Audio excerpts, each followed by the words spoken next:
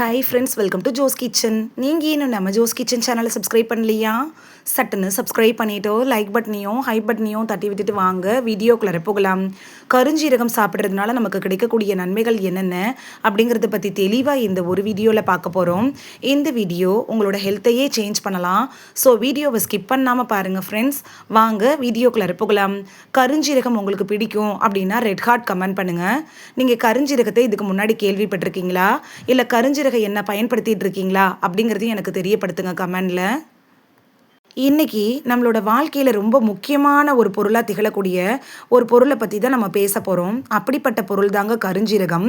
இந்த கருஞ்சீரகம் இருக்குல்ல, இதை நிறைய பேர் இப்போ எண்ணெயில் போட்டு ஹேர் ஆயிலில் பயன்படுத்திகிட்டு இருக்கிறாங்க.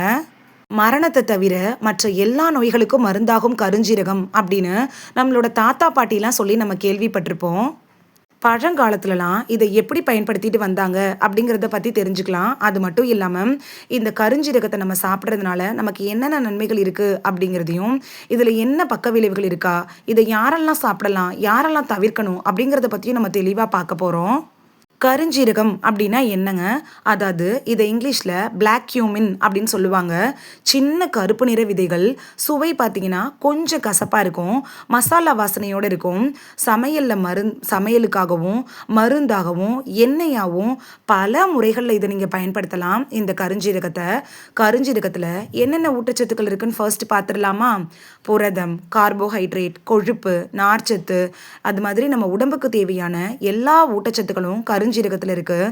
ஏன் vitamin A, vitamin B, vitamin C, calcium, இரும்புச்சத்து, ஜிங்கு, இந்த சத்துக்கள் கூட இதில் இருக்குங்க. இந்த மூலிகை தாவரம் தென்மேற்கு ஆசியாவை தாயகமாக கொண்டது தான். சமஸ்கிருதத்தில் கிருஷ்ண ஜீரகா, உபகுஞ்சிகா அப்படின்னு இதுக்கு நிறைய பேர் இருக்கு.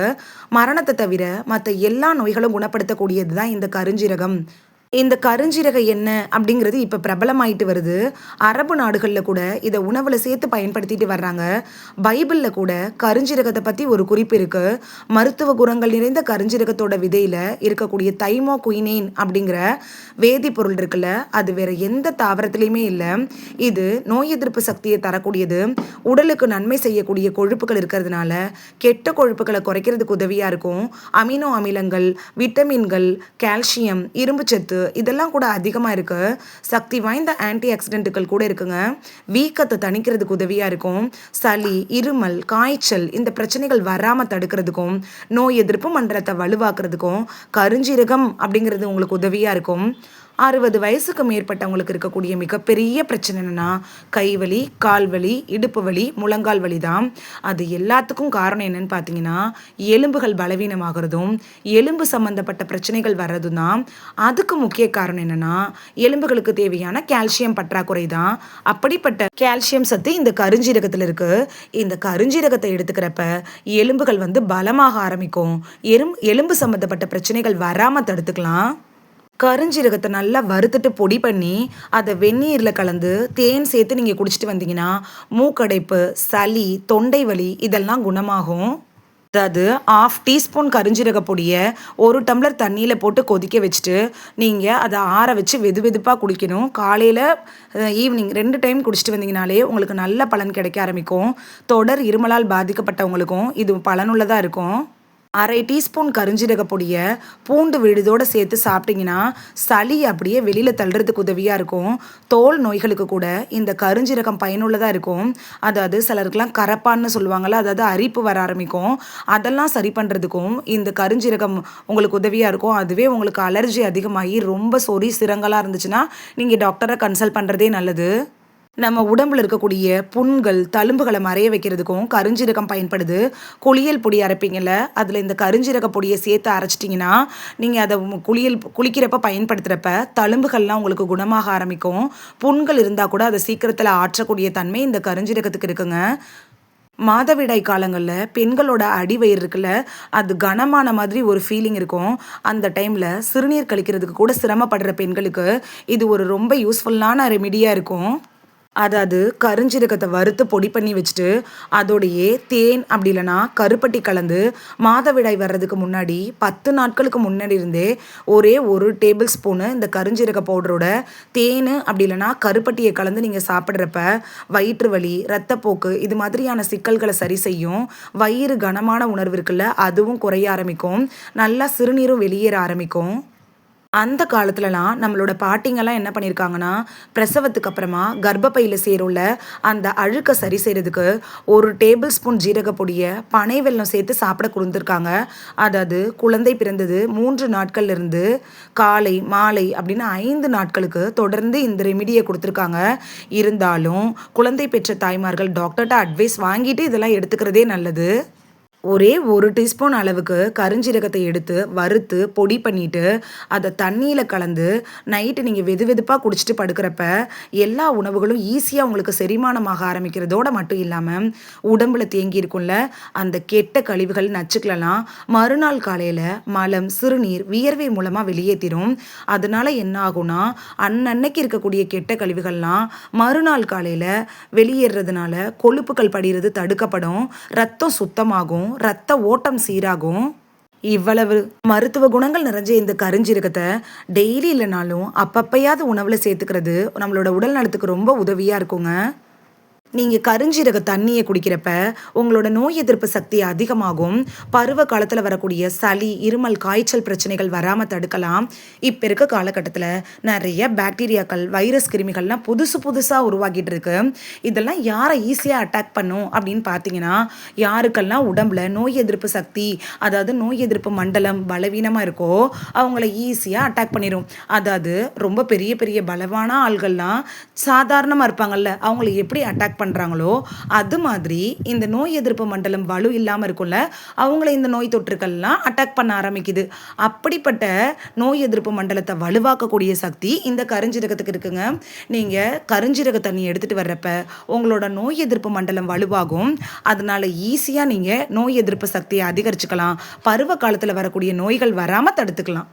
வாயு பிரச்சனை, அஜீரணம், வயிறு உப்புசம் இது மாதிரியான பிரச்சனைகளை சரி செய்யறதுக்கும், மலச்சிக்கலை ஓட ஓட விரட்டுறதுக்கும் கருஞ்சீரகம் பயனுள்ளதா இருக்குங்க. 60 வயசு ஆயிடுச்சுனாலே மலச்சிக்கல் அப்படிங்கிறது ஒரு பெரிய பிரச்சனையா இருக்கும். அதை போக்குறதுக்கு நீங்க இந்த கருஞ்சீரக தண்ணி எடுத்துக்கலாம். சர்க்கரை அளவு திடீர்னு உயர்றதையும் குறையிறதையும் தடுத்து கட்டுக்குள் வைக்கிறதுக்கும் கருஞ்சீரகம் உதவியா இருக்கும். கருஞ்சீரகம் தான் கட்டுக்குள் வச்சிருமே அப்படின்னு நினைச்சிட்டு கருஞ்சீரகத்தை மட்டும் பயன்படுத்திக்கலாம், டேப்லெட்ஸை விட்டுறலாம் அப்படின்னு நினைக்காதீங்க. மருந்துக்கு மாற்று இல்லைங்க இந்த கருஞ்சீரகம். டாக்டர்ஸ் அட்வைஸ் பண்ணியிருக்கிற நீங்க டேப்லெட்டையும் எடுத்துக்கணும், அதோடய நீங்க கருஞ்சீரகத்தை எடுத்துக்கிறப்ப பலன் கிடைக்கும். கெட்ட கொலஸ்ட்ராலை கரைக்கக்கூடிய தன்மை கூட இந்த கருஞ்சீரகத்துக்கு இருக்குங்க. அதனால இதய நோய் வரக்கூடிய அபாயத்தை குறைச்சிக்கலாம். நான் ஆல்ரெடி சொன்ன மாதிரி ஈஸியா உடம்புல இருக்கக்கூடிய நச்சு கழிவுகளை வெளியேற்றுற மாதிரி கல்லீரல் இருக்கும்ல, அந்த நச்சு கழிவுகளையும் வெளியேற்றி கல்லீரலை டீடாக்ஸ் செய்யறதுக்கு இந்த கருஞ்சீரகம் பயன்படுது. முகப்பரு, கரும்புள்ளிகள், முக சுருக்கம் இதெல்லாம் குறைக்கிறதுக்கு இல்லை வராமல் தடுக்கிறதுக்கு கருஞ்சீரக தண்ணி எடுத்துக்கிறதோடையே கருஞ்சீரக எண்ணெய் விற்கிது நாட்டு மருந்து கடைகளில், அதை அப்ளை பண்ணுறப்ப உங்களுக்கு நல்ல பலன் கிடைக்கும்.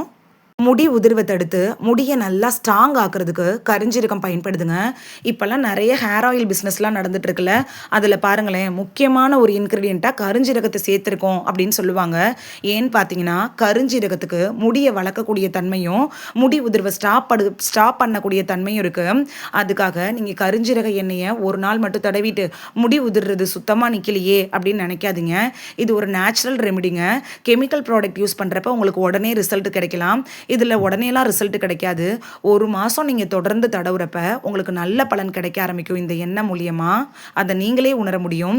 முடி வேர்லேருந்து அடி நுனி பகுதி வரைக்கும் நல்லா ஸ்ட்ராங் ஆக ஆரம்பிக்கும். ஸ்பிளிட்டன்ஸ், அதாவது முடியோட வேர் பகுதிகள் இருக்கும்ல, அதெல்லாம் உடஞ்சு இருக்கும்ல, அதெல்லாம் வராமல் தடுக்கும். முடி உதிர்வை தடுக்கும். முடியை நல்லா பளபளப்பாக மாற்றக்கூடிய சக்தி கூட இந்த கருஞ்சீரகத்துக்கு இருக்குங்க. இவ்வளவு நன்மைகள் இருந்தாலும் இதில் சில பக்க விளைவுகள் இருக்குது. இதை யாரெல்லாம் எடுக்கக்கூடாது அப்படிங்கிறத பார்த்துடலாமா? நீங்கள் இதை அதிகமாக எடுக்கக்கூடாது. அதிகமாக எடுத்தீங்கன்னா உங்களுக்கு பிரச்சனை தான் வரும். அளவுக்கு மிஞ்சினால் அமுதமும் நஞ்சு அப்படிங்கிற பழமொழி இந்த கருஞ்சீரகத்துக்கு இருக்குங்க. அதிகமாக எடுக்கிறப்ப குமட்டல், வாந்தி இது மாதிரியான பிரச்சனைகளை ஏற்படுத்தி விட்டுரும். கருஞ்சீரகம் சாப்பிட்டா உங்களுக்கு அரிப்பு, உடம்புல சிவந்து போகிறது இது மாதிரியான பிரச்சனைகள் வரும்னா நீங்கள் அவாய்ட் பண்ணிடுறதே நல்லது. கர்ப்பிணி பெண்கள் டாக்டரோட அட்வைஸ் இல்லாமல் கட்டாயம் எடுக்காதீங்க. லோ பிபி இருக்கிறவங்க, லோ சுகர் இருக்கிறவங்க, நாள்பட்ட நோய்களுக்காக ட்ரீட்மெண்ட் எடுத்துகிட்டு இருக்கிறவங்களும் டாக்டர்கிட்ட அட்வைஸ் வாங்கிட்டு அதுக்கப்புறமா இந்த கருஞ்சீரகத்தை எடுத்துக்கிட்டால் போதுமானதாகவும் இருக்கும், உங்களுக்கு பலனும் கிடைக்கும். ஏன்னா உங்களோட சுகர் லெவல் எவ்வளவு இருக்குது அப்படிங்கிறது நீங்கள் கன்சல்ட் பண்ணுற டாக்டருக்கு தான் தெரியும். அதனால் நீங்கள் டாக்டர்கிட்ட அட்வைஸ் வாங்கிட்டு அதுக்கப்புறமா கருஞ்சீரகத்தை எடுத்துக்கலாம். கருஞ்சீரகத்தை எப்படி பயன்படுத்துறது அப்படின்னு பார்க்கலாம். கருஞ்சீரகத்தை தூளாக்கி அதோட தேன் கலந்து சாப்பிடலாம், இல்லைனா கருப்பட்டியோட சேர்த்து சாப்பிடலாம். எண்ணெயோட மிக்ஸ் பண்ணி தலையில் தடவலாம். உடம்புல ஏதாவது புண்கள் தழும்புகள்லாம் இருந்துச்சுன்னா அதில் அப்ளை பண்ணலாம். காய்ச்சல் இது மாதிரியான சமயத்தில் கருஞ்சீரக தூளை போட்டு தண்ணியில் போட்டு, அதாவது சுடு தண்ணி, வெது வெதுப்பான தண்ணி குடிக்கலாம். அளவுங்கிறது முக்கியங்க. ஒரு நாளைக்கு ஒரே 1 டீஸ்பூன், அதாவது சின்ன ஸ்பூன் இருக்குல்ல, அந்த கருஞ்சீரகம் மட்டும் பயன்படுத்தினா போதுமானதாக இருக்கும். இந்த வீடியோவில் கருஞ்சீரகம் சாப்பிட்றதுனால நமக்கு கிடைக்கக்கூடிய ஆரோக்கிய நன்மைகள் என்னென்ன, யாரெல்லாம் சாப்பிடலாம், எப்படி சாப்பிடலாம், யாரெல்லாம் சாப்பிடக்கூடாது அப்படின்னு எல்லாத்த பற்றியும் தெளிவாக பார்த்தோம். இது எனக்கு என் பாட்டி சொன்னதன் அடிப்படையில் தான் நான் இந்த வீடியோவை போட்டிருக்கேன். இந்த வீடியோ உங்களுக்கு பிடிச்சிருந்துச்சுன்னா லைக் பட்டனையும் ஹை பட்டனையும் தட்டி விடுங்க. கருஞ்சீரகம் உங்களுக்கு பிடிக்கும் அப்படின்னா ரெட் ஹார்ட் கமெண்ட் பண்ணுங்கள். இது உங்கள் ஃப்ரெண்ட்ஸுக்கு பயன்படணும் அப்படின்னு நினச்சிங்கன்னா ஷேர் பண்ணி விடுங்க. நிறைய பேர் சப்ஸ்கிரைப் பண்ணாமல் பார்க்குறீங்க ஃப்ரெண்ட்ஸ். நீங்களும் சப்ஸ்கிரைப் பண்ணிவிட்டு பார்த்தா நமக்கு பவர் கிடைக்கும். நீங்கள் சப்ஸ்கிரைப் பண்ணிவிட்டு பார்க்குறது இது மாதிரியான வீடியோக்கள் தொடர்ந்து போடுறதுக்கு எங்களை மோட்டிவேட் செய்கிற விதமாக அமையும் ஃப்ரெண்ட்ஸ். சப்ஸ்கிரைப் பண்ணுறதோடு மட்டும் இல்லாமல் பக்கத்தில் இருக்க பெல் ஐக்கானை கிளிக் பண்ணி ஆளுங்கிற ஆப்ஷனை கிளிக் பண்ணி வச்சிட்டிங்கன்னா நாங்கள் வீடியோ போட்ட உடனே நோட்டிஃபிகேஷன் உங்கள் செல்ஃபோனை வந்தடையும். நாளைக்கு வேறொரு ஆரோக்கியமான பதிவில் சந்திக்கலாம். தேங்க்யூ, பாய்.